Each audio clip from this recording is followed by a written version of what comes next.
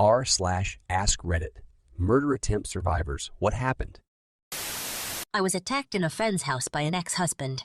He slit her throat and slashed my face with a box cutter before hitting me over the head with a plate, knocking me out temporarily.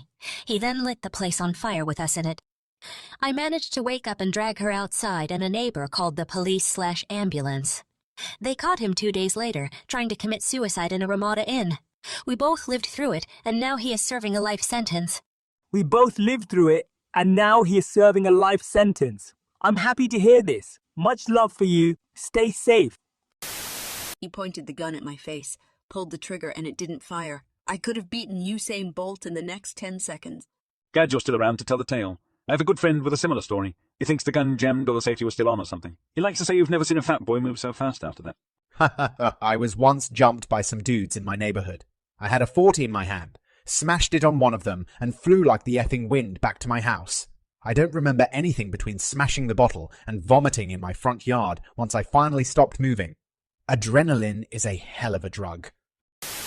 My twin sister and grandpa were killed during a home invasion.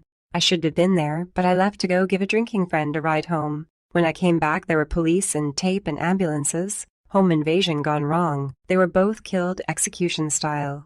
She was 30. Love you, G-Pa Felix. And the other half of my soul is already in the after with Amelia. I'm so sorry for your losses. Not me, but a girl I went to school with. Her deranged uncle broke into her house dressed as a FedEx driver while her parents were running errands. Mom and Dad came home, tried to wrestle the gun from him before she and the husband were shot and killed. He then made all 5 kids lay on the floor as he shot them one by one. The bullet intended for my friend grazed her hand and head, and she played dead. She was the only survivor. She came back to school the next year, but people were horrible. There were nasty rumors about how she made it up, faked it, how it was her fault, etc. She's now engaged and in college. One of the strongest people I know, and such a sweetheart. People are horrible. How the hell could people insinuate it was her fault? Oh my God! Because people are shitty, and they have to make every situation about themselves somehow. Some people said she was in on it, and that's why she was the lone survivor. The case was pretty popular. You can look it up, Uncle Killed Girl's Entire Family, and it'll pop up. It happened in Texas. I have a schizophrenic brother who started an argument when late teens over my dad giving me his old iPhone.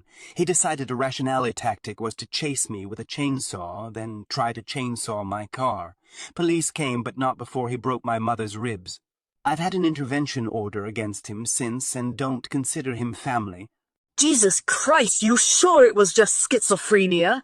He has a range of mental health issues. However, behind all of this, he is just an asshole. This was repeat violent outbursts over several years. However, this incident was the one that really shook my mother, and I was finally old enough and had enough courage to get police involved myself.